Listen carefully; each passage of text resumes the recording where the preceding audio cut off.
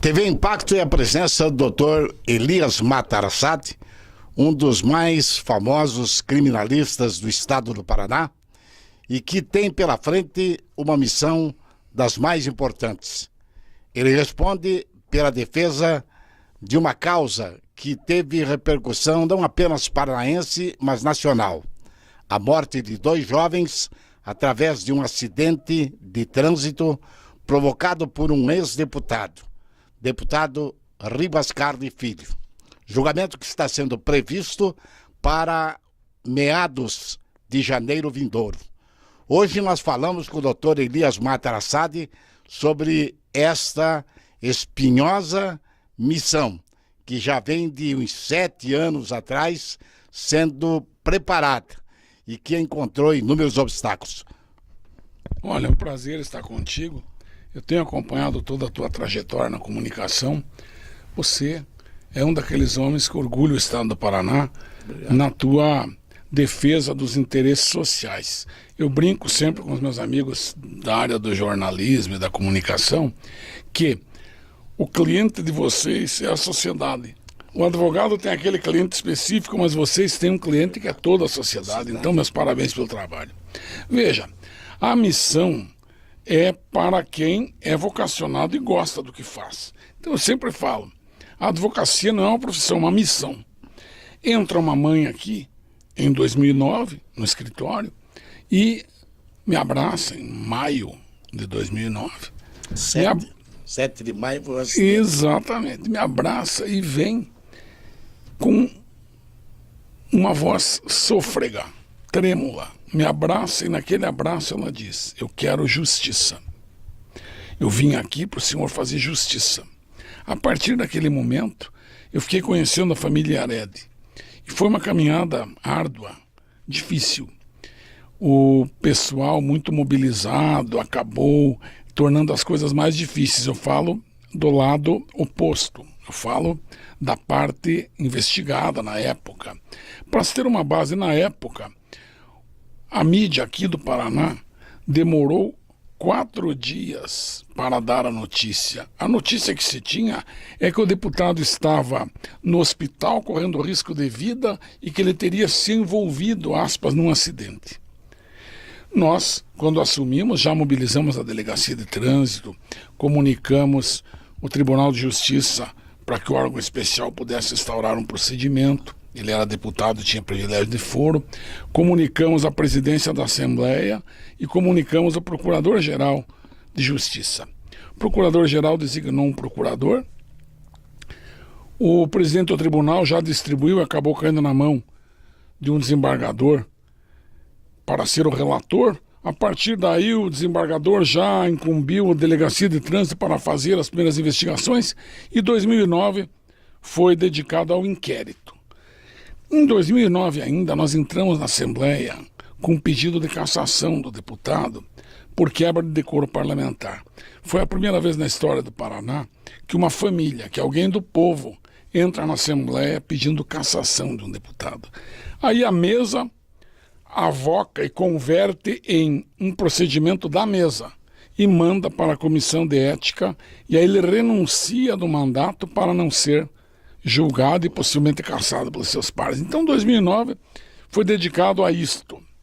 Final de 2009, início de 2010, nós tivemos a denúncia criminal junto à 2ª Vara do Júri, onde o Ministério Público do Paraná imputava ao acusado duplo homicídio doloso eventual na forma qualificada. E aí, 2010, aquelas audiências intermináveis, etc., e terminou 2010 com o interrogatório dele, onde ele admite, inclusive, que bebeu vinho.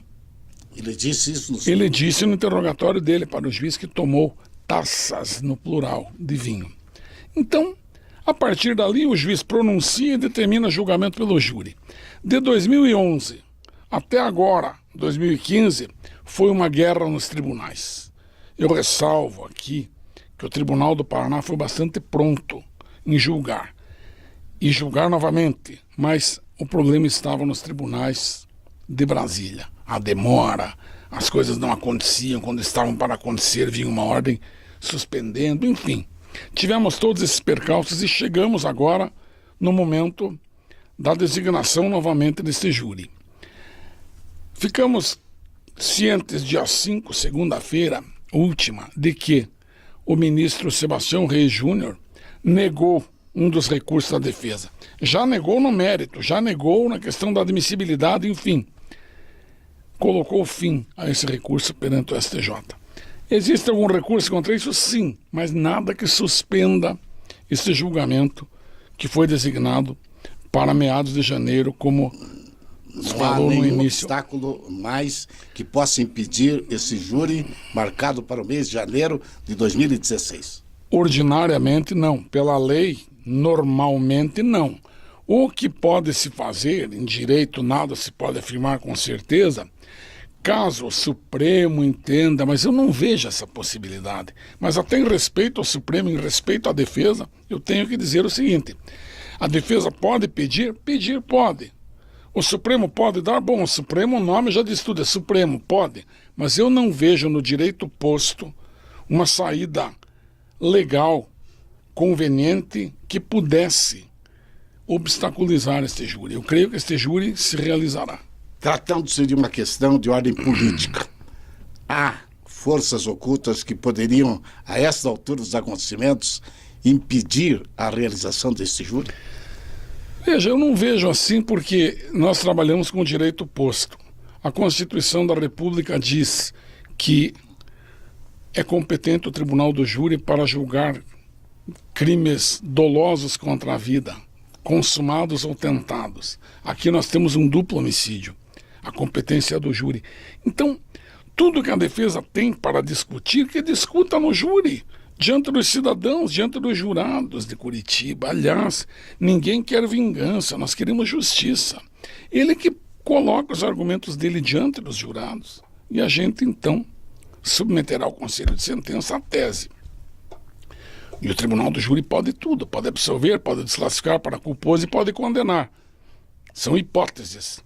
Claro que eu estou trabalhando como assistente, estudei o processo para este fim e estou convicto de que a solução, pelo que tem no processo, será condenatória, porque o processo tem provas de sobra, provas da velocidade, provas da carteira com 130 pontos por excesso de velocidade, provas de que teve aquela decolagem naquela esquina, um pouco mais. Ele decolou naquele ponto de inflexão da via, né? Que a gente chama de lombada, mas naquele ponto mais alto ele decolou. Ora, um veículo para decolar vem aquela velocidade que o Instituto de Criminalística fala de 168, né? Com desvio padrão de mais 6 ou menos 6. Então nós temos 173 na máxima para uma via pública. Então, você pega essas velocidades médias de grande prêmio, esses Grand Prix, você nota que a velocidade média não é muito diferente do que ele estava naquele dia. Então, sabe, temos todos os ingredientes para que possamos fazer justiça. Eu lembro aqui que essa tese do dolo eventual no trânsito nasceu em Curitiba. Tinha um juiz chamado Otávio César Valeixo, era da vara de trânsito, ele que lutou, inclusive, por instituição de vara de trânsito. Um dia, ele sustentou isto e foi levado a júri uma pessoa, um acusado, com esta acusação de dolo eventual. Então eu digo, nasceu no Paraná, foi para todo o Brasil. Agora, eu não creio que o Paraná se torne o coveiro de uma tese que nasceu aqui e que hoje está consolidada em todo o Brasil.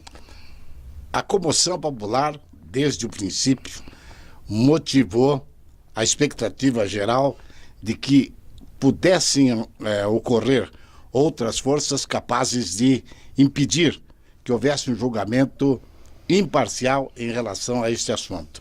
Então nós perguntamos, esta data marcada no início de férias, ou no mês de férias, no início de ano, quando a maior parte da população que viveu esses momentos de expectativa pelo julgamento não estará certamente em Curitiba, essa data marcada deixou também preocupada a defesa quanto ao resultado do júri? Já a defesa não tem essa notícia da defesa do acusado, como ela encarou isto. A defesa foge do júri como o diabo foge da cruz.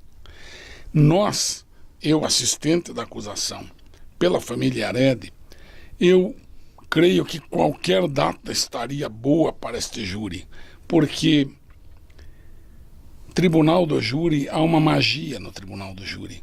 O júri não julga papéis, o júri julga o fato. Então, nós vamos apresentar esta tese, o Ministério Público, que aliás trabalhou, neste caso, o Ministério Público, com uma correção assim paradigmática. Né? O Tribunal do Paraná também andou muito bem nisto, a Delegacia de Trânsito fez tudo o que podia fazer, que estava dentro da lei. Enfim, hoje o Tribunal do Júri será chamado. Agora, evidentemente, se no dia um jurado ficar doente e não tiver quórum, ou uma testemunha-chave não comparece, aquelas coisas normais do júri, mas eu não acredito mais em fontes ou forças interferentes. Não vejo assim. Mesmo porque hoje o jurado de Curitiba é um jurado esclarecido. Se ele for procurado, digamos assim, por alguém para pedir que condene, para pedir que absolva, o jurado pode, claro, ir no Ministério Público denunciar isto. Isto é um deslize legal e ético terrível. O Ministério Público imediatamente tomará providências, porque ninguém pode interferir com a autonomia do júri. O júri é a expressão da democracia, aliás, é o único momento democrático na justiça brasileira. Não tem outro em que o cidadão vai lá decidir. É este o instituto democrático. Então, nós estamos assim cientes de que será um embate técnico de ideias e o júri vai decidir soberanamente. Eu acredito na condenação.